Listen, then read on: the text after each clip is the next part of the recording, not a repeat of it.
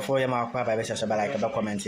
I was subscribed to a channel. Supreme Court at Transit, and Supreme Court Transit, and Kufudia High Court, phones and be what to Jaifa, and Escumi, ne conviction, a warrior due to say, or Chesse, ne swell in on and Chesse, and so called Nanga Parliament is training in, but or the kind could be 14 him. No, na court, High Court, the by I was one conviction, a Supreme Court, and so at Transamination, Supreme Court at Transamination. Now, what Chesse, High Court in some of Becca and Jesse, and family council. Na in a scumi or Hong say Utimi, your corner swearing in. Never call near Akwatia High Court and some of what to if between minority no and the NDC for some of the go down Kuhuda High Court if in a scumi Akwatia Mp. My uncle and Kutin Emma. Of the Akwatia parliamentary seat or elections in the 2024, in the 2024 election. Now, after convicting him of contempt of court, but minority describes court ruling as unfair and unsatisfactory. Plus, President Nana Akufo-Addo has been telling his former appointees, quote, no running away from accountability, unquote. We know the recent happening between the OSP and the former finance minister, and the information out there that several of his appointees have left their jurisdiction. This is where the former president is saying, do not run away from accountability, come and answer to all the questions. And so these issues plus more to digest this morning with our panel, and we'll be joined in studio, by Dr. Kabiru Mahama. He is the MP for Wale Wale. He used to be an aide in the in the former vice president's office. Kabiru, good morning. Thrøws, all is well? All is well. It's been a while. Yeah. Come around. I have a question on the lighter note. So just a few days in office and you already have grey hair, or were they there all along? I'm sure the pace of graying is to Parliament, he was sworn in. He's participated in parliamentary proceedings for a month or so now, and now they're calling for his arrest. Minority Leader Alexander Penyumakin is saying that the way we are treating this man is unfair, and that he in fact wrote to the judge saying that he's been busy with parliamentary duties, which is why he failed to show up in courts when the case was being heard. Doc, I'll come to you in a second. Let me start from Mr. Wanda Madilo. What did you make of it? Have you been following how this whole case is unraveling? First and foremost, before I answer that, I want to talk to Kabiru, Honorable. I think that your conflict, first and foremost, it explains why you have the grade. Now that we know the problems go beyond the internal party wranglings before your assumption of office. But we need to be calm about this matter. You see, conflict knows no political party colors. And what is happening in Wale Wale is something that nobody wished for or wants. What's the business of government imposing curfew?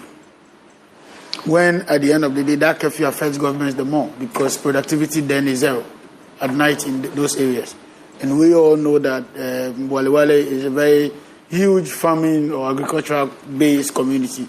And some of the things they do, like adding value to their produce, is done overnight. So, indeed, no government would want to happily, impose curfew in Wale Wale if it is not for security concerns. You will recall that the regional minister actually went there. And so that itself is what he's being called for as being in contempt. You see why, in this case, the judge wouldn't have taken into account the clerk or the who did the swearing at the time? It was the clerk, right? Yes. The clerk. Why they didn't pull the clerk into this case? Because the clerk was aware and gave clear instructions. We have received, we have been served. Are you still going to go ahead? He said yes, was going. So by that action, the clerk has actually recused herself from the consequence of being in contempt. Okay. So the very representation you are talking about is what was challenged in the first place. So to the court, you are not a representative of the house, of that constituency. That's for me basically, right. What it is. Okay, let's listen to Dr. Kabiru now. What is the minority's position on this matter, Rick? He's a member of your... That's his colleague anyway. Yes, he's he's a member of the minority. So the minority is disturbed. The minority is concerned. The minority is perturbed by the turn of events. The minority is not happy with how this matter has been handled. And if you can just rewind back, Mr. Ernest Kumi, the duly elected member of parliament for Akwatia, came to the House of Parliament midnight, 6th January, to be sworn in. The clerk to Parliament drew the attention of the House to the fact that an injunction has been placed on that candidate or his election. The outcome has been challenged, and that he had been duly served. The minority took the view that Parliament procedures are exclusively within the jurisdiction of Parliament, and that there have been precedents that a member has been served with injunction, yet the member has been sworn in Parliament. Yes. In the case of Asinov, Member of Parliament elect then, Mr. James Jackie Kwesen. This was the argument the minority leader advanced on the floor of Parliament, and stated clearly that on the basis of that precedent, it was only fair and good, and being fair to the people of Akwatia that Mr. Ernest Kumi should be sworn in by the clerk. That was our argument advanced. He again stated that the minority then, now the majority, advanced the argument that Mr. Kwesen, Jackie Kwesen, is aware of the legal implication of the act he was going to do or he was engaged in. So is Mr. Ernest Kumi. And that they were all acutely aware of the implication of that decision to get themselves sworn in despite notice of injunctions against them. That was the argument of the minority leader. Was an injunction brought against Jackie Kwesen? There was an injunction against Jackie Kwesen. As a matter of fact, in the preceding of that night, 2021 January, it was made clear, and the argument was that let Jackie Kwesen bear his own cross. Similar argument was advanced by Mr. Afenyo Osahe of Afenyo Markins. What is the difference? It's clearly based on precedence.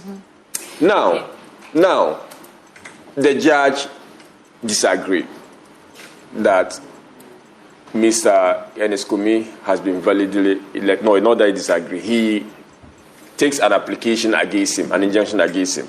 He says that by the fact that Mr. Ernest Kumi has defied and proceeding ahead to be sworn in as a member of Parliament for Akwatia, he has acted in contempt of court. Is he wrong? He's wrong, because the judge is not the law in himself. There are superior authorities over him. A high court judge is subservient to the laws of the country, just like the court exists in is answerable to another court. In other words, there are other courts with jurisdiction over that court. Great.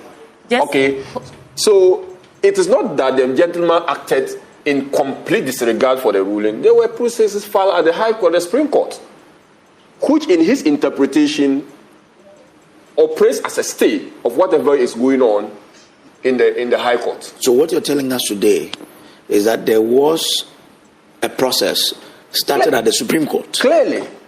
No. Is it a fact? That's what I'm saying. I have even the minority, together with the lawyers for Mr. Kumi, has appealed even this decision as a filed for scale of execution.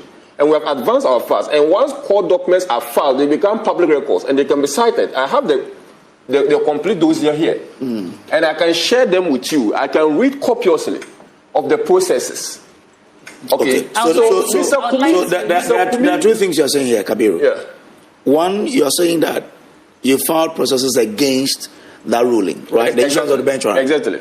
My question to you earlier was on your earlier statement that the party, he had filed processes at the Supreme Court, staying the process at the court. That's what I was asking, whether it's a fact that had been done prior to this judgment. One of our grounds for the appeal